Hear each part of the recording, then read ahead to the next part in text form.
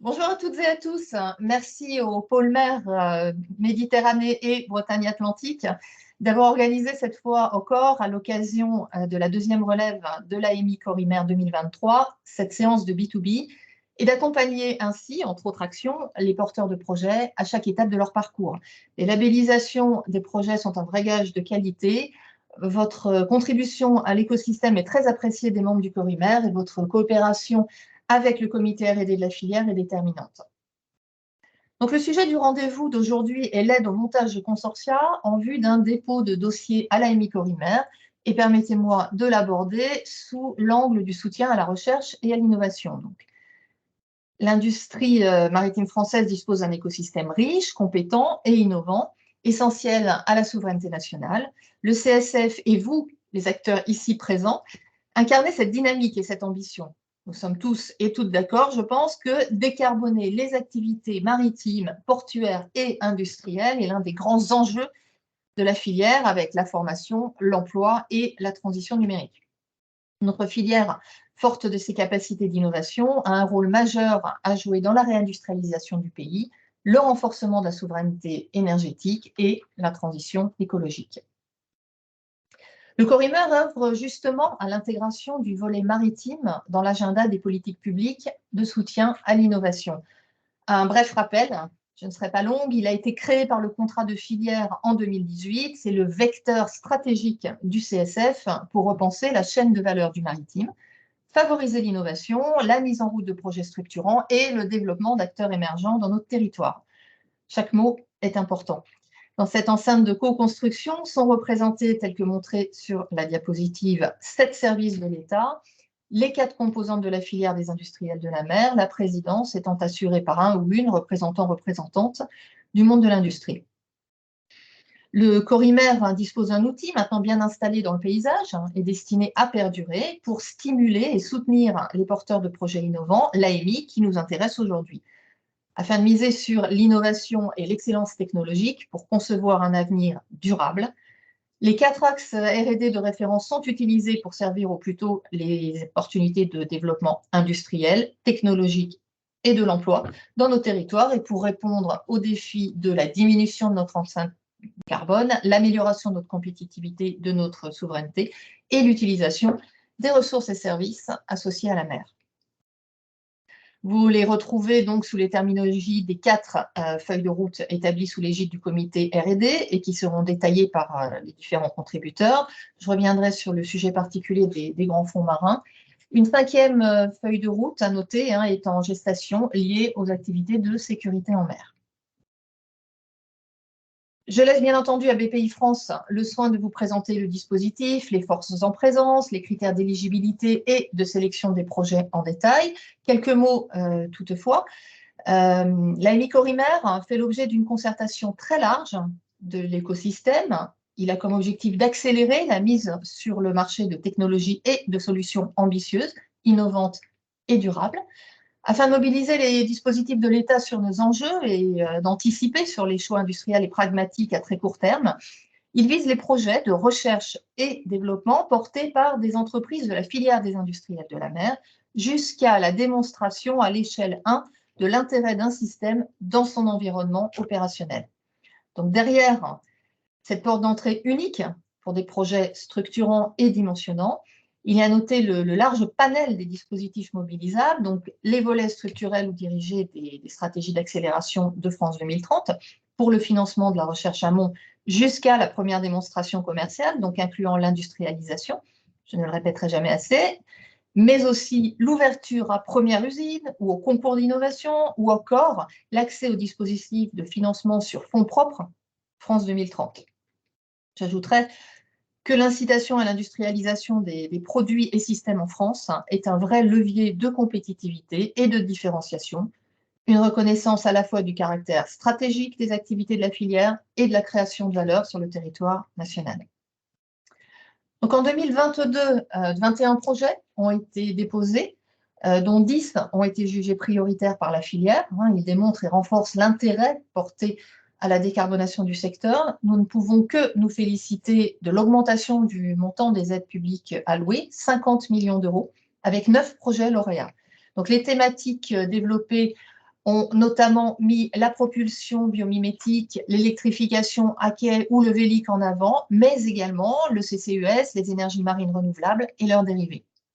Vous noterez que les PME et les acteurs émergents sont bien présents dans les consortia, aux côtés des grandes entreprises et des académiques en quasi-équidistribution.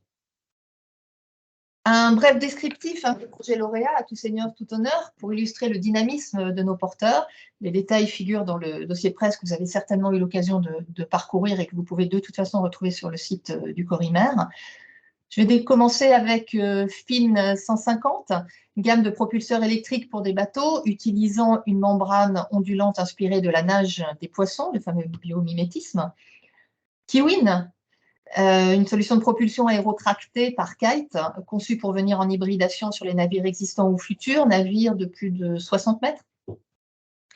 Wizamo 100, une aile gonflable, rétractable et automatisée, s'installant sur les navires marchands.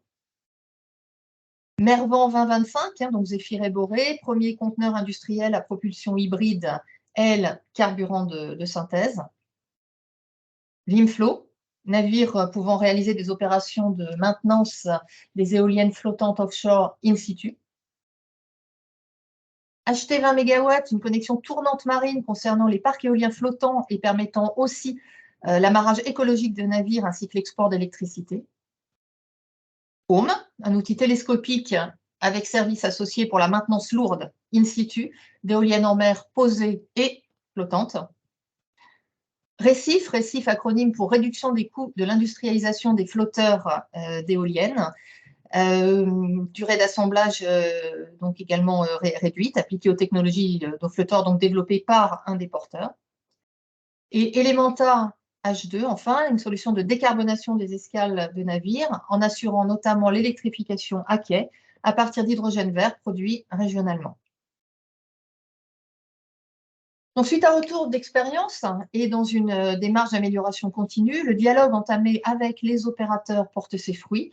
Et fort du retour d'expérience de 3 éditions, nul doute que les 2 relèves du millésime 2023 poursuivront sur cette lancée vertueuse. Les experts ont d'ores et déjà été mieux mobilisés pour les 2 auditions de la première relève 2023. Et nous gardons notamment toute vigilance sur la notion de dossier unique, quel que soit le fléchage retenu. Quelques nouveautés ont été introduites à l'occasion de l'appel 2023, donc en parallèle de la prise en compte du modèle de France 2030. Outre les 2 relèves, une logique de test de recevabilité pour fluidifier le processus et optimiser la charge de travail des porteurs. Plus généralement, nous œuvrons pour que cette intelligence collective puisse également profiter à l'interfilière, au dual, civil-militaire, de même que les armateurs, les ports, le fluvial sont invités à partager nos actions et nos préoccupations, les grands fonds marins faisant déjà partie de la feuille de route numéro 4, Next Gen Offshore Industry mentionnée tout à l'heure. Donc une précision concernant ces grands fonds marins justement, un AAP technologique propre y est dédié dans le cadre de l'objet numéro 10 France 2030, très sélectif et à viser exploration scientifique. Mais par contre, le thème dans sa globalité fait bien partie de la feuille de route Next Gen Offshore Industry. Pour preuve, il sera suggéré aux porteurs de certains projets non retenus dans l'AAP, s'ils remplissent les critères d'éligibilité, bien entendu, de revenir vers les pôles pour voir s'ils peuvent être accompagnés pour soumission à l'AMI Corimer. Quelques mots enfin pour indiquer ce qui est communicable sur la première relève 2023. Les acteurs de l'innovation maritime ont déposé 8 projets. Les dossiers sont en cours d'instruction par les équipes de BBI France, mais également par celles de l'ADEME. Les 8 projets proposés mobilisent 10 PME, 5 grandes entreprises et 3 établissements de recherche, majoritairement des régions Île-de-France et PACA, mais aussi de Bretagne, Pays de Loire et Auvergne-Rhône-Alpes. Ils se répartissent dans les axes thématiques Corimer, donc 3 projets respectivement sur les axes Greenship et Next Gen Offshore Industry et 1 projet sur chaque axe Smart Yard et Smart Ship. Donc les projets déposés sont ambitieux, on peut le dire, et correspondent quand même à plus de 260 millions d'euros de budget estimé. Donc pour conclure cette intervention, vous l'aurez compris, tout est en place pour une valorisation de l'innovation dans la filière avec une valeur ajoutée directe pour les régions. Nous sommes en ordre de bataille au Corimer avec nos partenaires, acteurs industriels, gouvernementaux, territoriaux et académiques, français et européens, pour relever le défi. Je mentionnerai enfin la feuille de route de décarbonation de la filière maritime en application de l'article 301 de la loi Climat et Résilience, rédigée sous l'égide de la DG AMPA, et à laquelle la filière a largement contribué, notamment les membres du Corimer au sens large pour le volet innovation. Elle a été officialisée le 4 avril lors d'une cérémonie de remise à messieurs les ministres Hervé Berville et Clément Beaune. Je vous invite à la parcourir si ce n'est pas déjà fait. Elle est également reprise dans la rubrique actualité du site Corimer. Donc j'espère vous avoir transmis l'enthousiasme qui nous porte et que vous serez nombreux à candidater. Nous sommes très à l'écoute de toute initiative fédératrice. C'est le cas de ce B2B dont je vous invite à profiter au maximum. Bon rendez-vous.